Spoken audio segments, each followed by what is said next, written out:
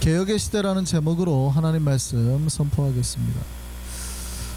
우리 기독교는 위대합니다. 세상을 구원할 유일한 방법으로 하나님께서 그 아들 예수 그리스도를 보낸 것을 믿고 따르는 종교죠. 따르는 사람들입니다. 위대할 수밖에 없죠. 기독교는 위대한데 이 기독교가 일반 종교, 세상 종교로 돼버리면 아주 위험해요. 종교는 무지합니다. 조심해야 돼요. 기독교가 종교가 되는 순간 가장 위대했던 존재가 가장 위험한 존재로 바뀔 수 있어요. 그래서 기독교는 계속해서 개혁을 해야 됩니다. 개혁을 하지 않는 순간, 종교로 변질되는 순간 예수를 믿는 자들이 사탄을 섬기는 자들처럼 아주 위험해질 수 있다 이 말이에요. 내년이면 종교개혁이 일어난 지 딱 500년이 된 해입니다. 그래서 지금 수많은 기독단체에서 종교개혁에 대한 여러 자료나 행사를 준비 중입니다. 종교개혁은 1517년 10월 31일 날 마르틴 루터가 비텐베르크 대학 성당의 그 문에 그 95개조 반박문을 붙이면서 시작을 했죠. 그 당시 로마 캐톨릭 요즘에 그 보면 교황이 나와가지고 이렇게 인사하는 데 있잖아요. 그게 베드로 성당이에요. 그 성당을 대성당을 짓겠다고 한참 공사 중이었어요. 돈이 부족한 거죠. 돈이 부족하니까 교황 레오 10세가 뭐라 그러냐면 면죄부라는 걸 팔면서 이렇게 말합니다. 그러니까 면죄부라는 건 죄를 면해 주는 거죠. 그러니까 이거를 교회를 위해서 돈을 헌금을 하면 당신들의 죄가 사해졌다라는 것을 증명해 주겠다는 거예요. 그래서 그 면죄부를 막 팔러 다녔던 사람 중에 도미니크의 수도사 테첼이라는 사람이 이런 말을 했어요. 단순히 면죄부를 산 사람의 죄뿐만 아니라 그의 부모 또 친지의 영혼조차 면죄부를 산 돈이 금고에 떨어져서 딸랑거리는 소리와 함께 연옥으로부터 튀어나온다. 쉽게 말하면 당신 옛날엔 동전으로 했으니까 동전 헌금을 해갖고 딱 넣어갖고 탁 떨어지는 소리와 함께 여러분의 부모나 가족들의 모든 영혼이 캐톨릭은 이제 연옥이라고 중간 단계를 믿는데 거기서부터 탁 이렇게 벗어난다는, 천국 간다는 얘기죠. 이런 얘기를 들으면 우리는 아멘 할까요? 아니면 저 미쳤다 그럴까요? 사실은 되게 이상한 말이지만 오늘날의 교회에서 굉장히 많이 들리는 말이기도 합니다. 똑같은 거예요. 요즘에 거대한 교회 건축하는 교회에서 건축원금 모금을 위해서 건축원금을 하면 하나님이 기뻐하실까요? 안 기뻐하실까요? 기뻐하겠죠. 하나님이 기뻐하시니 죄를 사하신다고 말하는 거예요. 뿐만이 아니라 당신뿐만이 아니라 당신 부모님이 지었던 죄나 가족들의 죄까지도 하나님은 기뻐하시니까 용서해 주실 거다 이렇게 말하는 거예요. 괜찮은 걸까요? 안 괜찮은 걸까요? 잘 모르시겠죠. 안 괜찮은 거예요 이게.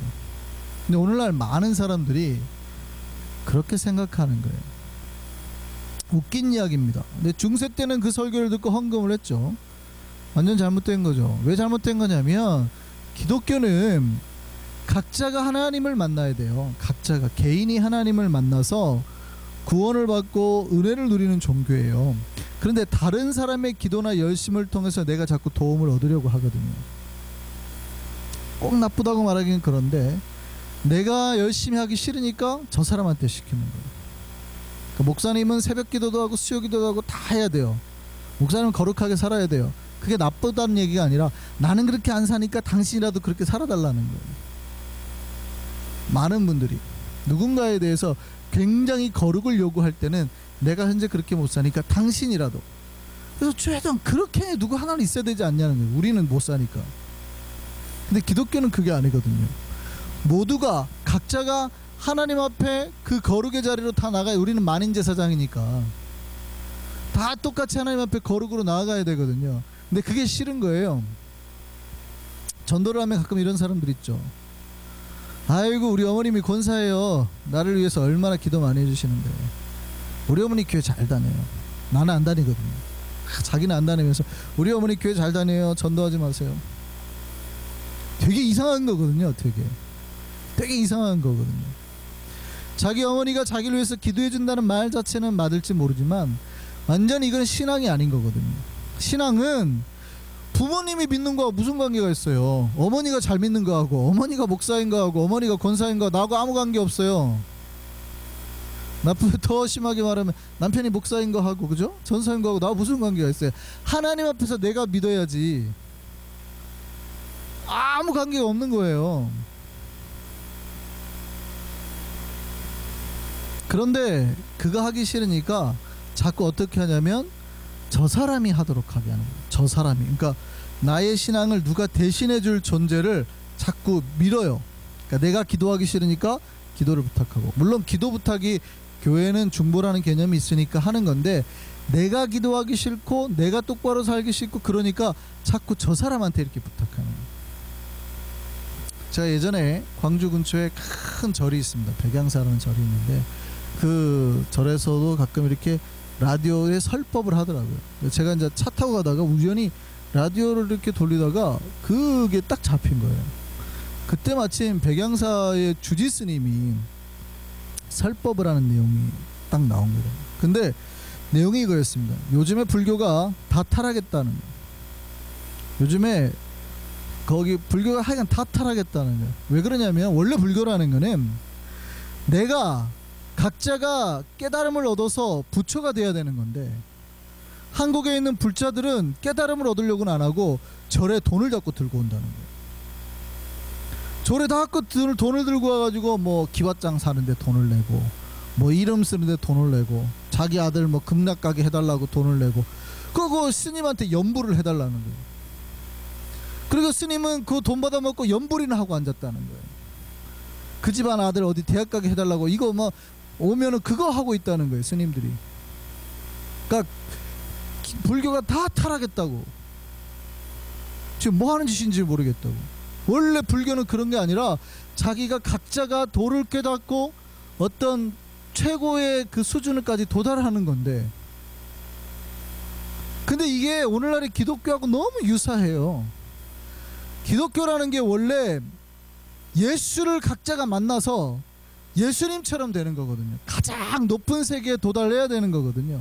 근데 자기가 하나님 만날 생각 안 하고, 자기가 기도하고 자기가 깨달음을 얻을 생각은 안 하고, 헌금 조금 하고 건축 헌금 하고 뭐 교회 직분도 받고 교회에서 큰 소리 치고,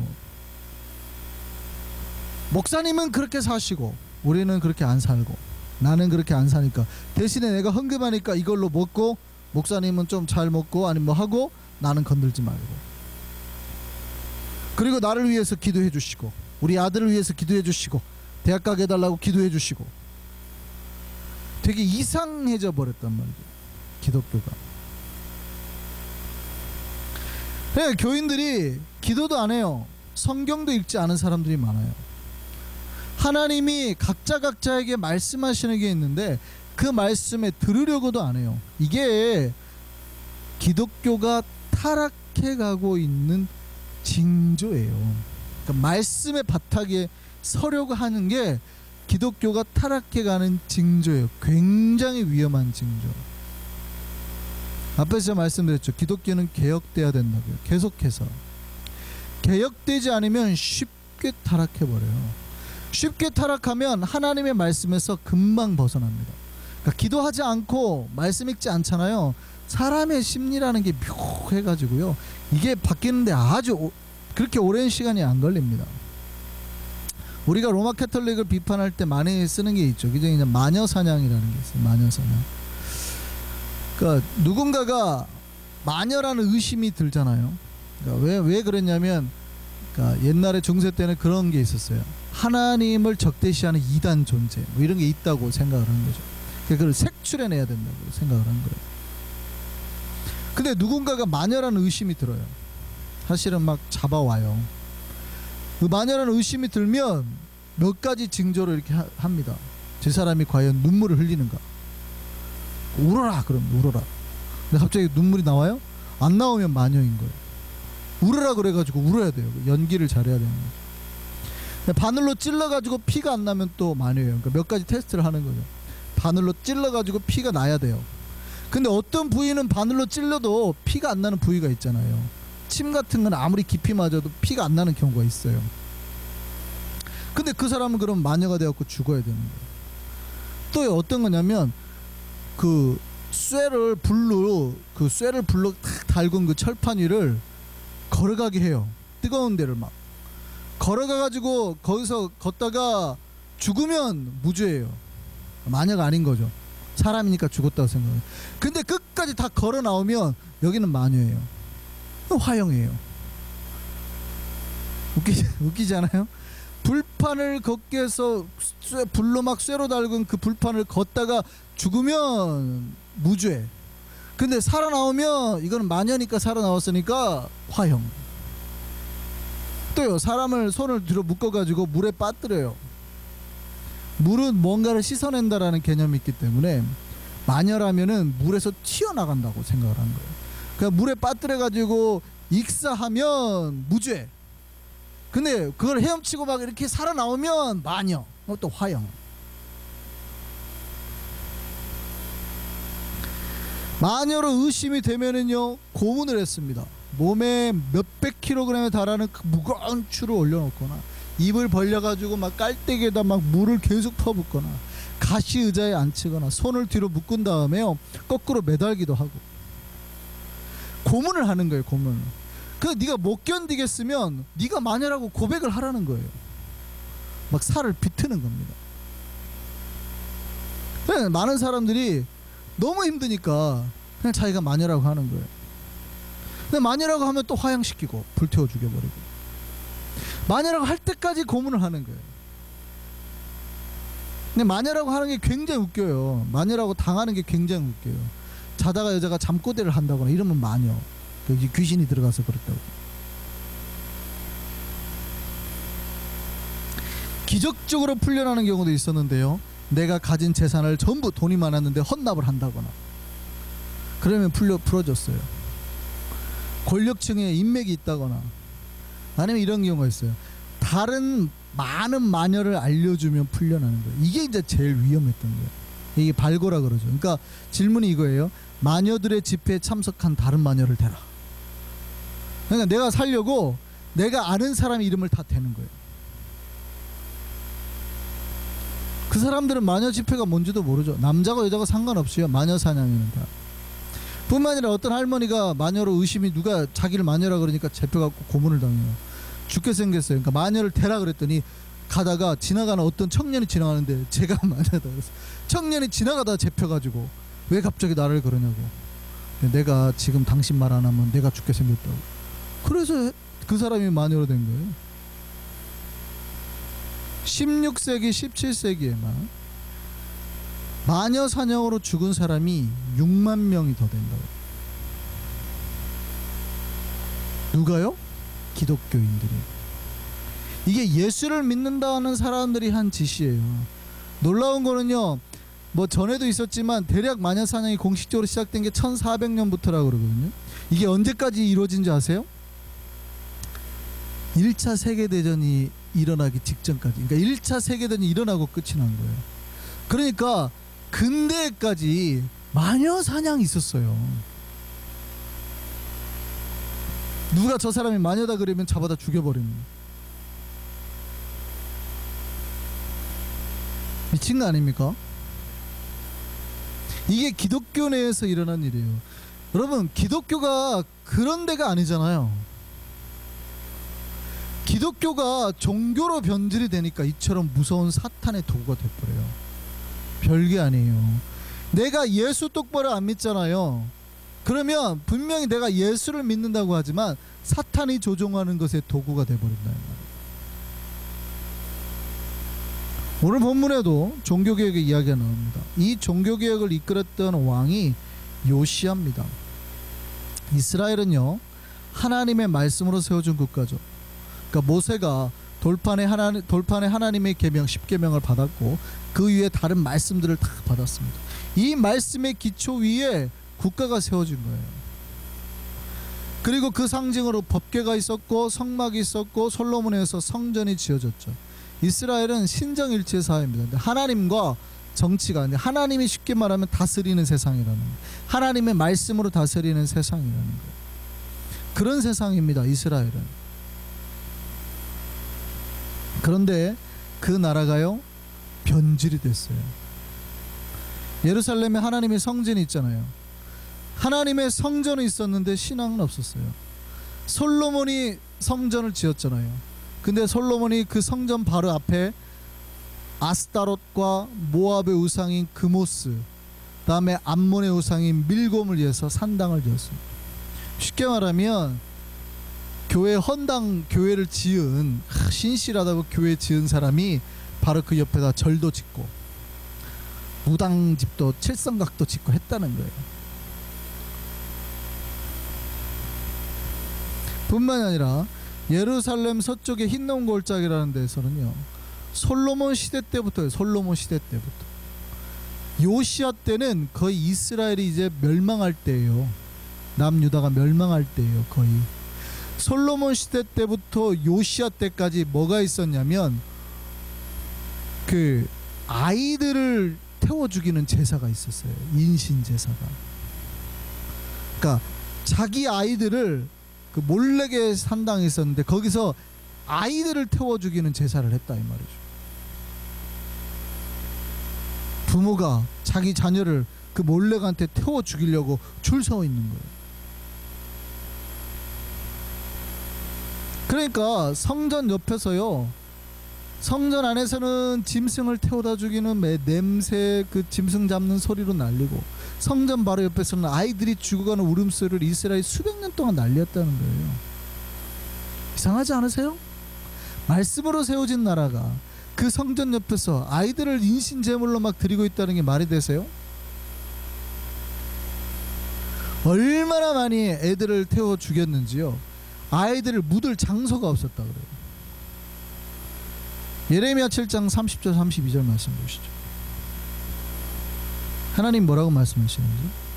여호와께서 말씀하시되 유다 자손이 나의 눈앞에 악을 행하여 내 이름으로 일컬음을 받는 집에 그들의 가증한 것을 두어 집을 더럽혔으며 흰놈의 아들 골짜기에, 바로 그의 골짜기 말하는 거예요, 도벳사당을 건축하고, 몰래 사당입니다. 도벳사당을 건축하고 그들의 자녀를 불에 살랐나니 내가 명령하지도 아니하였고 내 마음에 생각하지도 아니하였. 그러니까 나는 생각지도 못한 짓을 했다 이 말이에요. 그러므로 여호와께서 말씀하시니라, 날이 이르면 이곳을 도벳이라고 하거나 흰놈의 아들의 골짜기라 말하지 말고 죽음의 골짜기라 말하리니 이는 도벳에 자리가 없을 만큼 매장했기 때문이다. 애들을 얼마나 많이 죽였는지요. 그러니까 하나님의 성전 바로 옆에서 아이들이 죽어나가고 있었다는 거예요. 뿐만 아니라 오늘 보면 6절을 보면은요, 성전 안에 아세라 상이 세워져 있어요. 이게 우상의 상이거든. 우상의 상. 아세라 상이 세워져 있을 때, 또한 7절에는 성전 가운데, 성전 안에 남창의 집이 있었다. 기가 막히죠. 여러분, 남창의 집이 뭔지 아세요? 남자 창기라는 뜻이에요. 아세라를 섬기던 사제들인데 성창을 하던 자들입니다. 그들의 집이 하나님의 성전 안에 있었다는 얘기예요. 아예 타락을 해도 적당히 타락을 해도 이건 아예 미친 거예요. 미친 거.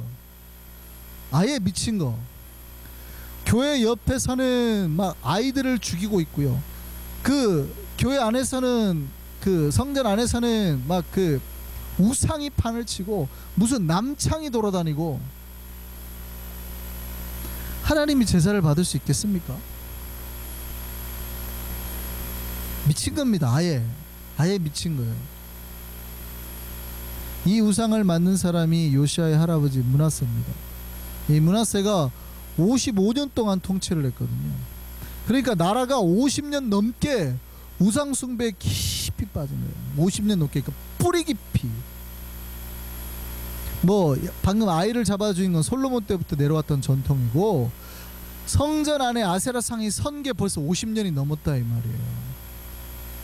6.25 전쟁이 난 지가 언제예요? 그때 정도라고 생각하시면 되는 거예요.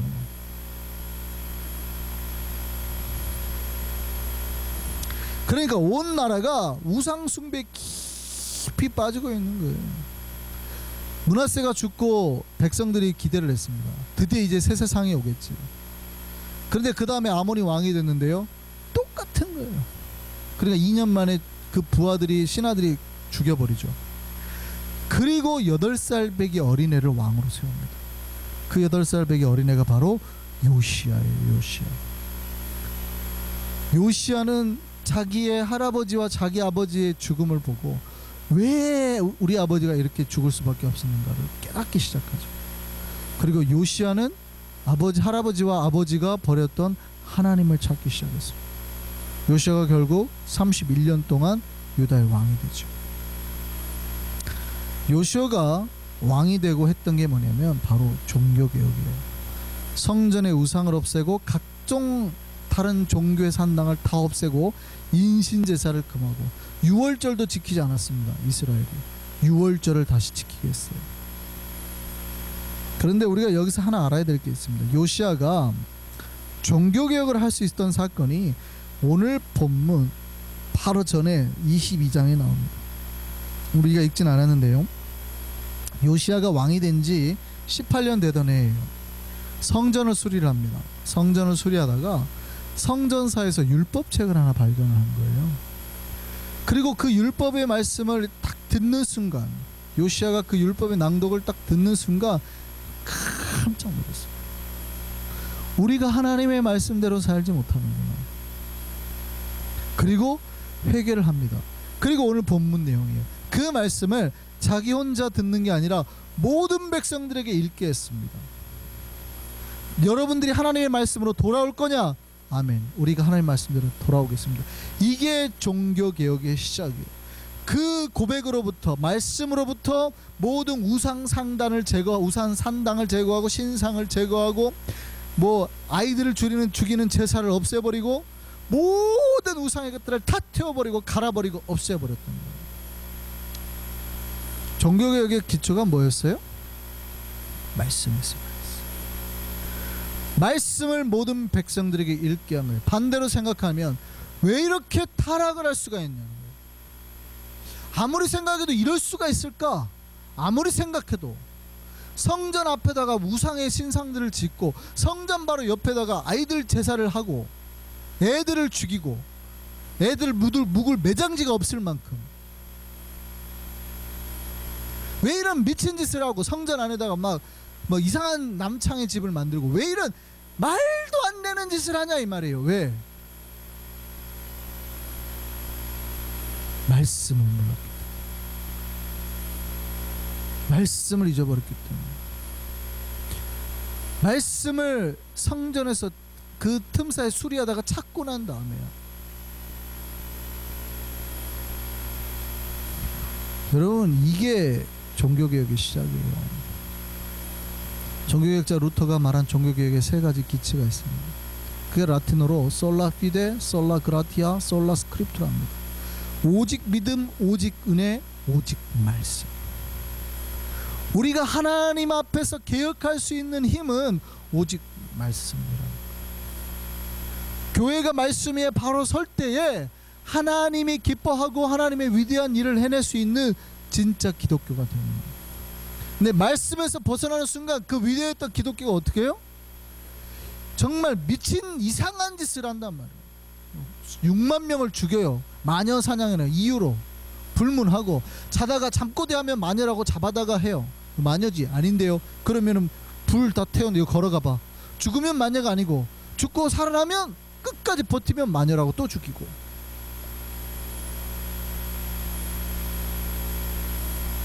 이런 짓을 한다 이 말이에요.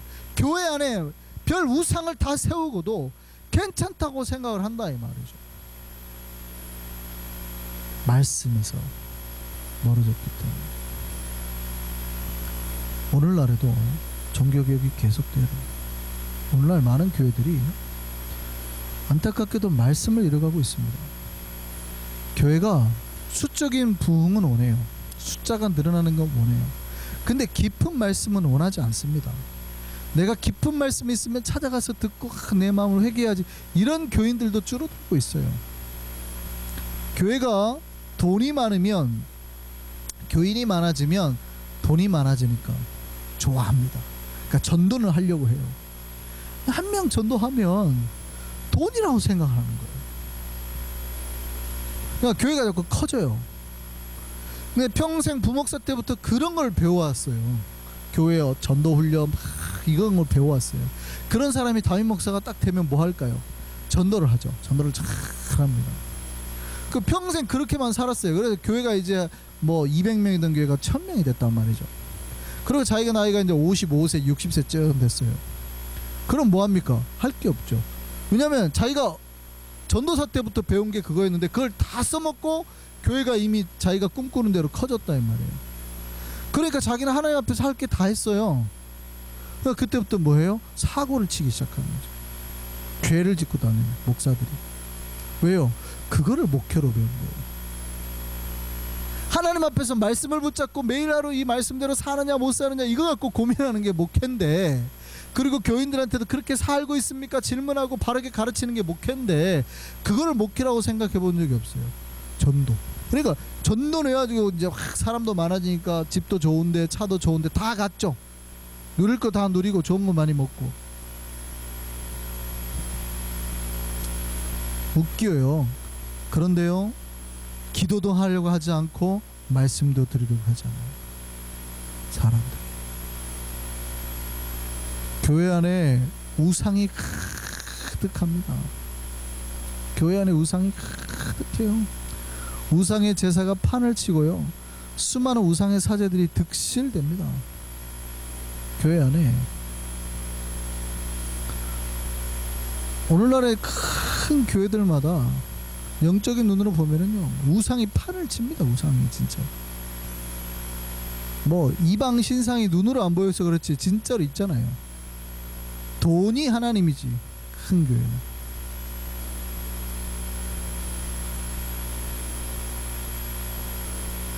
한국에 있는 신학교마다요, 목사가 되려는 사람들이, 수많은 사람들이 몰려들고 있습니다. 물론 요것만 봐가지고 나쁜 거라고 보기 힘들죠. 반대로 말할 수도 있어요. 목사님 얼마나 좋은 일이에요. 젊은 사람들이 다 이렇게 신학교로 몰리려고 하는데. 그런데요, 놀랍게도 한국 교회의 그 윤리지수는 급격하게 떨어지고 있습니다. 그러니까 목사가 많아지는데 1년에 10,000명씩 목사들이 나오고 있는데, 오히려 그러면은 목회자가 많아지면은 기본적으로 윤리지수가 높아져야 되잖아요. 근데 교회의 타락지수가 훨씬 강하단 말, 이 말이에요. 그건 뭘 말하는 거예요? 신학교를 찾아가는 사람들 자체가 쉽게 말하면 교회에 먹을 떡이 많다 이 말이에요. 대형교회 목사라니까 잘 먹고 잘 살더라는 거죠. 그러니까 40대 1대 빨리 조기 은퇴하고 50 되기 전에, 그리고 신학교를 가는. 요번에 한국 가서 물어봤더니요, 젊은 사람들이 더 이상 신학교를 가지 않는데요. 그러니까 20대 졸업하고 30대 아니면 일반대 나오고 신학교 오는 사람이 거의 없고, 다 40대 후반. 회사 은퇴하고 그 다음에 야간으로 다닌대요. 야간. 그러니까 뭐 열심히 공부를 하고 이런 게 없어요. 보통 한 신학교 3년 동안 열심히 공부를 해야 되는데 그게 아니고 야간으로만 조금 해가지고 졸업 빨리 해가지고 목회하려고. 그러니까 내가 50 되기 전에 은퇴를 하니까 고민한 거죠. 앞으로 20년 동안 더 뭐를 해먹고 살아야 되는데. 근데 교회는 70세가 은퇴거든요.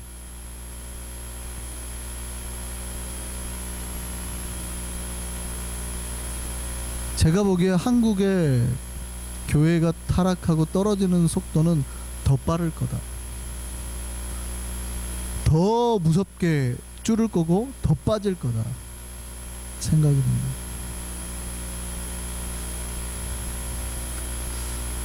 교회에 개혁이 필요한 시대라는 거예요. 근데 뭘로 개혁해야 돼요? 우리가 오늘날에도 개혁을 해야 됩니다. 우리 교회도 마찬가지고 우리 각자도 마찬가지고, 우리 안에 우상이 들어오고 있지는 않은지, 우리 교회에 우상이 있지는 않은지 돌아보면서 개혁을 해야 됩니다. 근데 도대체 개혁을 뭘로 해야 돼요? 오직 말씀이에요. 하나님의 말씀으로 돌아가는 게 개혁입니다. 말씀을 잃으면 개혁도 없어요. 말씀이 없으면 사람들이 자기 생각을 기준으로 삼아요. 그러니까 자기 생각을 기준으로 삼는 순간 성전 안에 남창의 집도 생기고 교회가 거룩이라는 이름으로 마녀 사냥을 하는 거예요. 저는 우리 한성교회가 정말 개혁하는 교회 되기를 바랍니다. 내 영혼을 개혁시키고 내 삶을 개혁시키고 우리 교회를 개혁시켜 나가는 교회. 그 한성교회, 우리 한성교회가 날마다 그 말씀으로 개혁하고 날마다 새로워지는 교회 되기를 바랍니다. 말씀에서 벗어나면 이단인 거예요. 말씀을 잃으면 망하는 거예요. 저는 대형교회들이 말씀을 잃어서 망하는 교회를 너무나 많이 봤습니다. 지금도 있어요. 우리 한성교회는 오직 말씀으로 주님이 원하는 진짜 교회의 모습으로 변하고 개혁해 나가는 우리 교회가 되기를 바랍니다. 그래야 할 하나님께서 우리 위에 진실로 복과 또 밝은 소망의 미래로 갚아주실 줄 믿습니다. 기도하시겠습니다.